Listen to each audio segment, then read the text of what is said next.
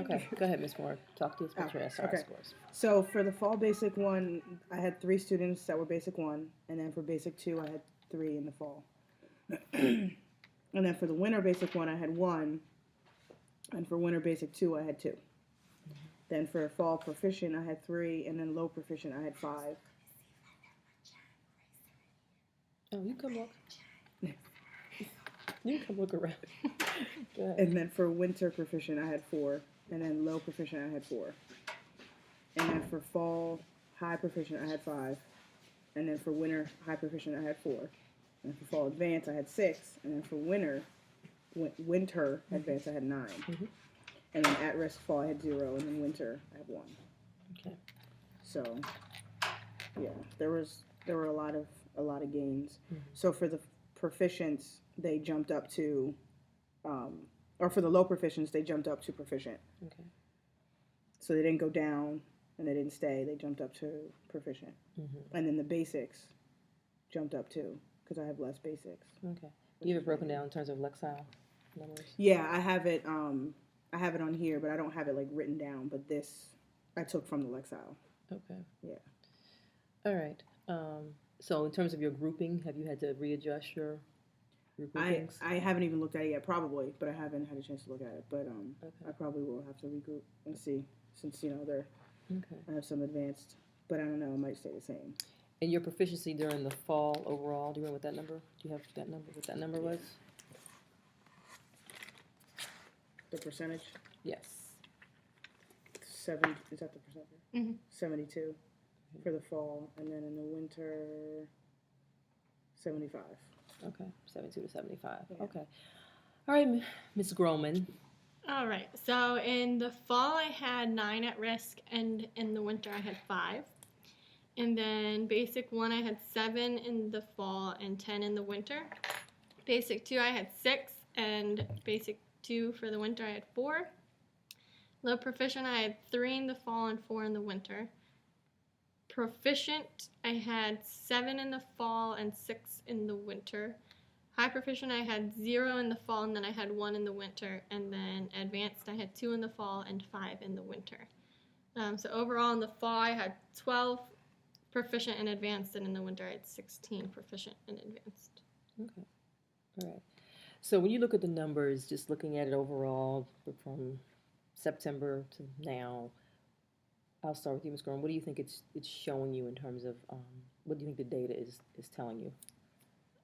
Most of them have grown, Mhm. And were taking their time, and I guess have gained more vocabulary knowledge Okay. and better inferencing skills, Okay. because they were able to figure out what the meaning of the word was if they didn't understand it.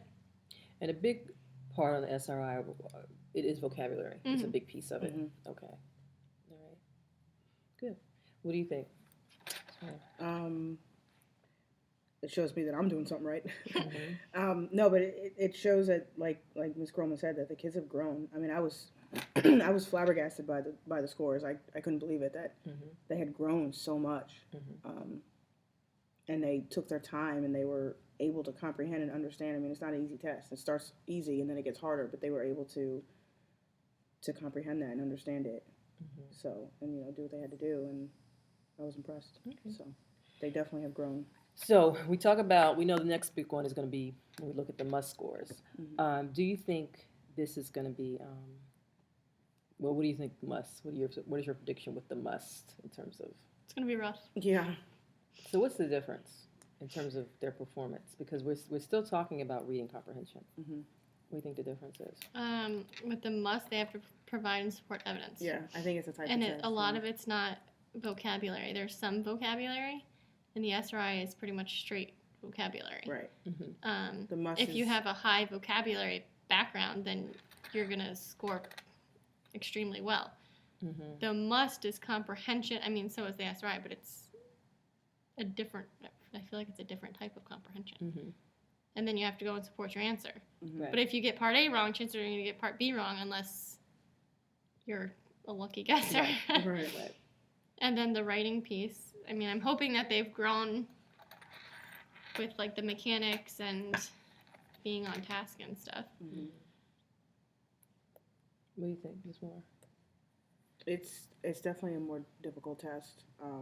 Just the layout of it alone, like what Ms. Cronin was saying, that there's two different parts, Mm-hmm. and you get part A wrong, then yeah, you will most likely get part B wrong. And it's not just comprehension and vocabulary. It's inferencing. It's main Mhm. idea. It's point of view. It's all of these things that go into those different strands of standards. Yeah.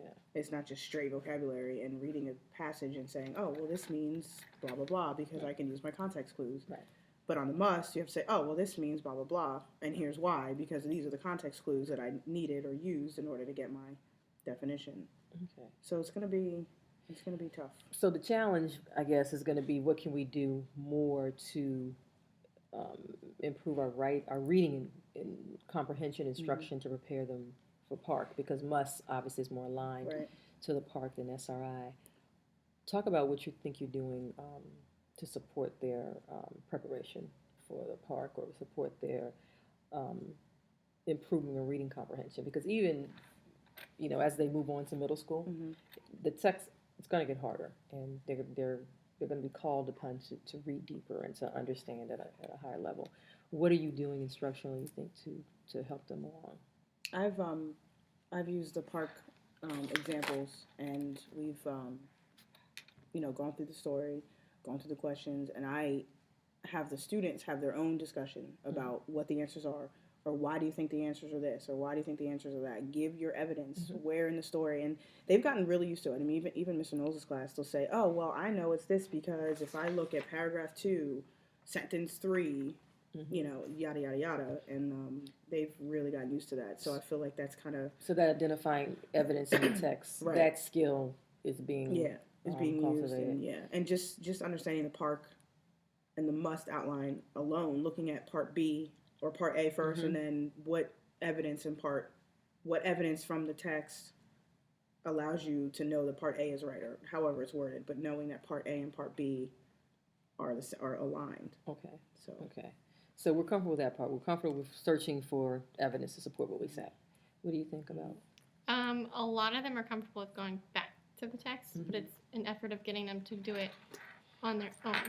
Without being directed, because you Yes. will not be directing during a test. Right. Because if I Are you ask prompting them, yours as well? I started prompting, but I told them, and mine are older than yours, so mine are Right. Easier to understand. I'm pulling back, and I've told them. I said, okay, guys, I want this to be your discussion.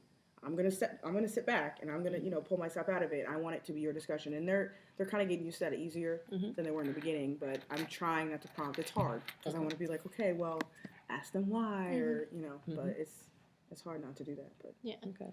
My kids will do that when we do the DOL. They lead the discussion for that, and they'll ask, "Well, why did you say that?" And they'll ask those kinds of questions. But when we're reading, some of them will ask why, or like, "Where did you find it?" But I mean, some of them just expect an answer, and then Right. they think they're done. Are any of them still, like when they're looking for an answer, are they still looking for that sort of right there answer all the time? I think so, Okay. Not understanding that many answers are or going to be not explicitly there. right.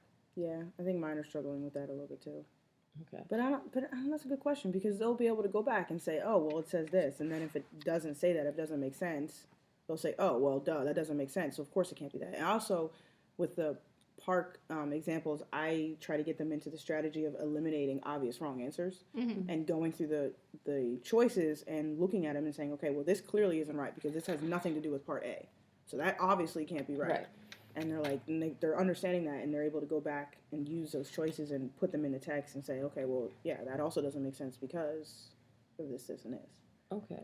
So what do you think about, okay, you have the SRI, data, and we'll see next week what must looks like. And we won't get into writing because that still seems to be an area of challenge. We are where we are. But when we think about targeted instructional strategies, what else can we do to target that? Because we know they know how to look for evidence, but there is still something, I think, missing in terms of their ability to inference, and even distinguishing between a main idea and a detail, those type of skills. What do you think we can do instructionally to improve in that area?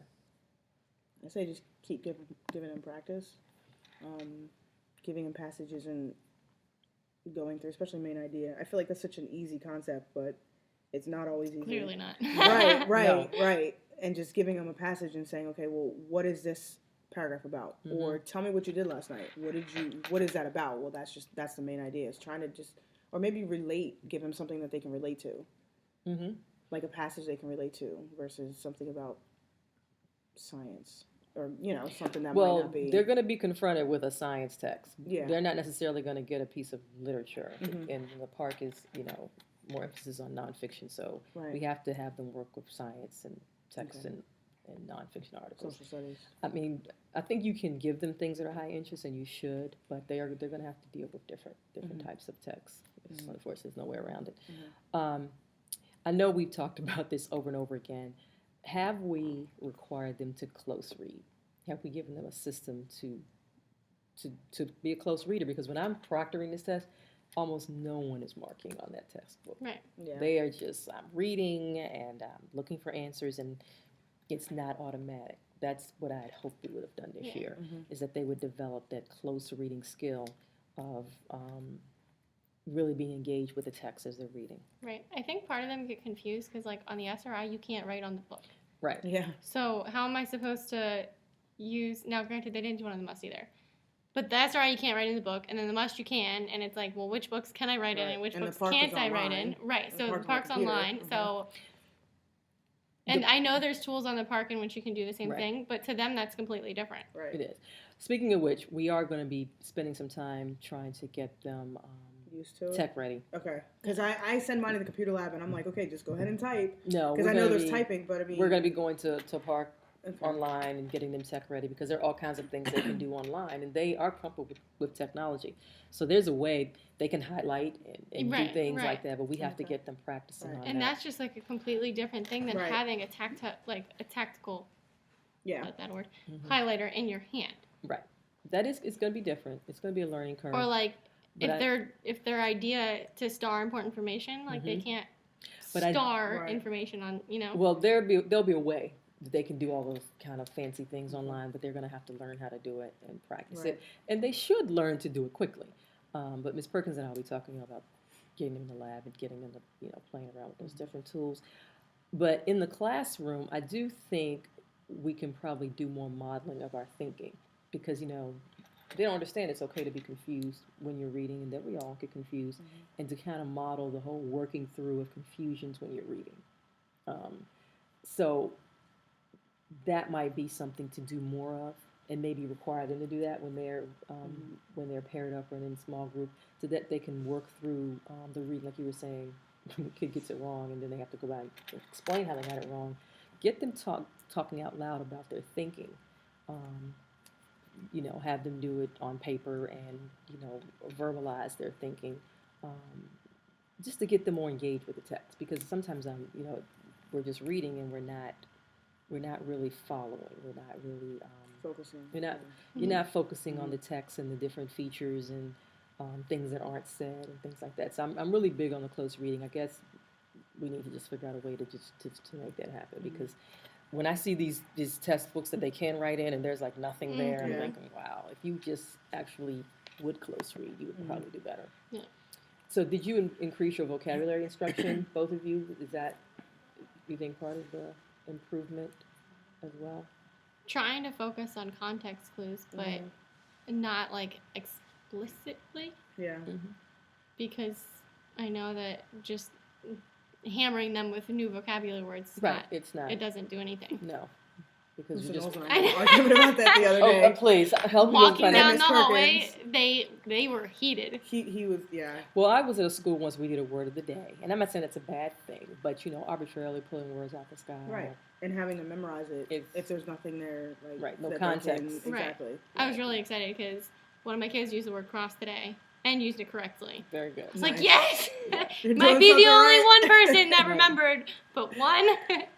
One is One's better than at zero. one. But two things Exactly. you might want to do, like I said, instructionally, is again to really try to make a decision with the close reading, even if you give them the strategy with this is how I want you to close read, because it's something that we're adult learners, we've developed our own system, but you might have to look for this, give them 3 or 4 things to look for whenever they're reading. Always look for the main idea, look for keywords, look for Unknown words.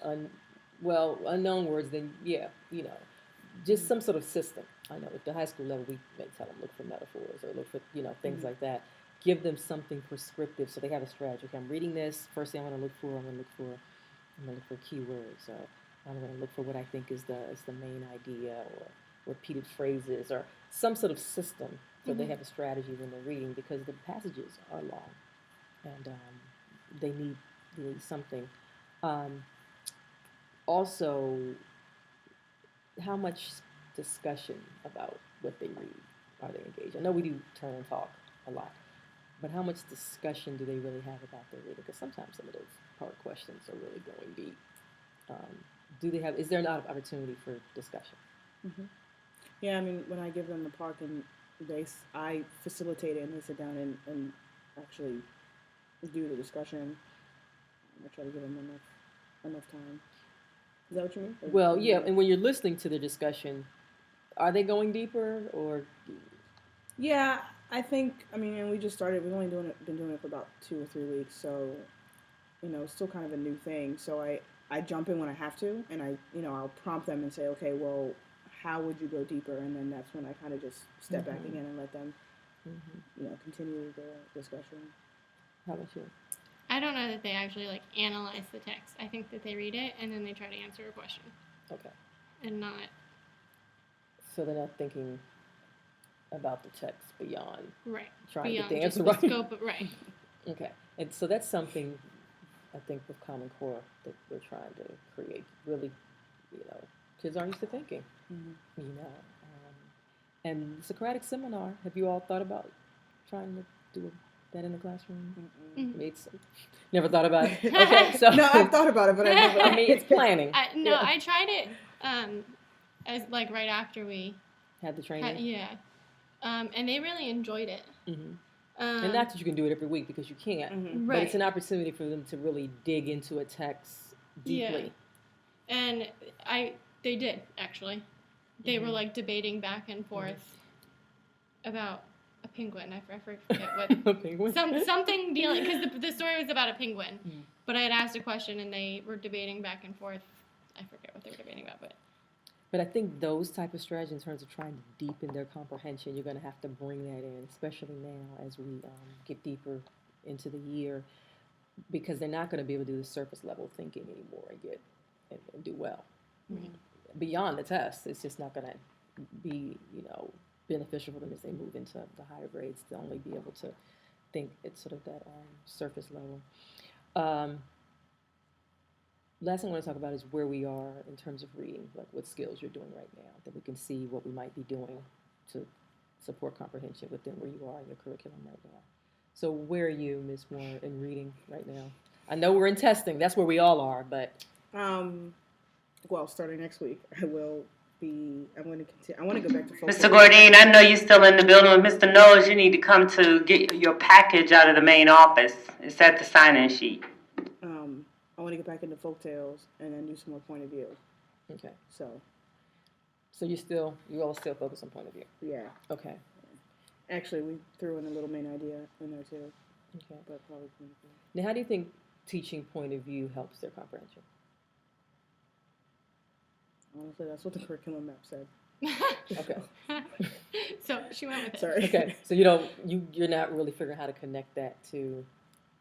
No. Because comprehension, is what we're really talking. Well, comprehension and critical thinking. Mm-hmm. So you're not seeing how it ties into reading comprehension. I mean, I feel like I'm seeing it. I feel like I'm doing it, but I don't actually know. Okay. So how does it? Well, I think with point of view, it helps them see different perspectives. You want a story, like who's telling the story, and what about this speaker might be, shading the story that I'm hearing. Okay, like how would the story be different if it's someone else was telling it? We are doing that. Right. See? Okay. I thought so. I just didn't. Trust yourself. Yeah. I was because that helps them too when they can understand that point of view influences the meaning right. of a story, and that different stories, different authors are going to use Mhm. different points of views depending on the type of story they're telling. Yeah. Like you're telling a folk tale, you're going to use a certain point of Mhm. view, you know. So that's how, and that's why we want them to be able to identify that in their reading, Okay. you know. So we Oh. tried doing that, Mm-hmm. and it didn't work very well. And so I said to myself, we should probably go back and review point of view. Right. So that's because the park, they give the passage, then the questions, and another passage, and the questions, Mhm. and then they give a writing prompt. Right. The writing prompt, that's exactly what it was. How does the point of view influence Right. the events in the story, or how, if it were different, how would it change? Exactly. And they couldn't put it together. Okay. So Yeah, and I think I remember that day I was in there. Mhm. It appeared that we needed to go back and review Yeah. point of view as again. a whole, yeah. Right. Did you ever get the anchor chart? No, I was trying to, but Okay. So testing. we But should. next week, that is a plan, and you will have a CP document Yes. with that I have one you can copy, like look at. and Yeah. Copy. for point of view. Okay. It's got an owl on it. Okay. Well, we're fifth grade. Okay. Right. So, It's really cool. okay. So what's I cool would in use it. what's All cool in right, third Roman, grade, all Miss right. Roman, may not be cool in Right. fifth grade. Might not be cool. Okay. All right. So where are you in your? We instruction? just did a myth and like a play. And myths, I had them create their own myth. Mhm. No. No. No. Can I tell you? So my one class, I was like, okay, so we're gonna create a myth. Myths usually deal with animals or nature and how things, Mhm. came to be. When we read the stars came to be because they had to like push the sky and they like do sticks and the holes made the stars. So anyway, I was like, okay, so think about like maybe explain why deer have antlers. Like all of the kids in my class, well, God gave the deer antlers. I was like, okay. And I was like, well, why is the sun yellow? Well, God made the sun yellow. And I didn't know. It's a perfect example that's surface thinking. Okay. Why do they need antlers, and why does the sun need to be so bright? I mean, Yeah, and I didn't want to like tell them. Dash them right. I Yeah. understand. But in terms of myths, And I was like, we're pretending and like telling a story from long ago. And right now, myths usually have some sort of message. Right. Okay. So that plays into students being able to identify theme. Right. But also being able to distinguish between what's real and Not really. you're writing for the purpose of communicating some sort of message to the reader. You're trying to make some sort of statement. Mhm. Are they grasping that? Because all of those type of things support your comprehension. Right. As well. They were all able to understand because in the play, it wasn't working until everybody worked together Right. to push up the sky. So they got the message that they all had to work together. So when you assign them the myth, did they understand that there needs to be some point? We're not just randomly. They understood that the point was that it needed to involve nature and they needed to explain how Okay. it happened. Okay. So that's something to probably address instructionally. That there should be a message to your myth. Right. Not just it shouldn't jump out at it should be a message by the end of your writing. We're not just writing about animals and nature. Right. What are you trying to say? Did you have in the brainstorm like a list of common themes in myths? Mm-mm. That might have been helpful. Okay. Like greed, jealousy, and maybe have some examples tied to. That might have been a good group activity. Can you Okay. figure out what the message is in this myth? Even with folktales, what's the message here? And because that's the way you want them thinking on the park. Because if they get some literature, what's the message underneath beyond the words? Okay. So anything else? Myths and That's about it because message was tied into it. okay. So what's coming up for you after next week? What's coming up? Are you still in myths? You're still in myths? Or? No, because there was only one story about myths, and it Okay. really bothered me because I tried to do small group with them, Mhm. and there's one story Well, you can find your own. where I mean, This thing called Google. just find your own myths. It doesn't all have to be what the county gives you. yeah, I know, but I didn't want to have to print them out. Okay, so that's a different discussion. Right. But so, what's coming up in curriculum next? What's next in terms of as we head toward closer to park? What's coming up in reading? Do you know? Have you looked? I have not looked that far. Yeah. Yeah, looked ahead. But because the annoying thing is, I'm trying to get them focused on park and like get them Right. structured on how the test is set up. Right. So we've been looking at the actual setup of park, Mhm. and Using we've it kind and- of deterred yeah. away, From the curriculum. From the That's- actual that's- curriculum. Yeah, that's me too. which Well, is we- why I laughed when you asked her where she was, because we both kind of Mhm. talked about it. So we have to this figure out a morning. way to connect it so it's not separate That's somehow. what I was thinking. How do we How do we connect that? it How to do we what do we're that? doing? And I know for Because like, park, how do we use these sample questions, but tie it into what? right? Yeah. But for park, it's point of view, and that's what the curriculum map That's says. one of the But then skills. after that, that's all. I mean, the sample that Dr. Williams gave us, it's all point of view. Mhm. It's nothing but point of view. So Well, there's more. I'm sure that's not all they're Right. going to be confronted with. So you might want to look at the park for your grade level to see what other standards they're going to be assessed on and see how you can correlate it, not just the one she emailed you, because there's more. there's more practice tests online. Yeah, there's more stuff out there. We just have to They kind have of to look know for everything. Yeah, Just, find I it. mean, it. Everything. just tell them to think like an adult and that they have to everything. Right. How are they responding to the park? They are tired of testing. So when you're reviewing park, it feels like, does it feel like a test to them? When you're No, doing it? no. Are you doing like a couple of exercises a day, or how much?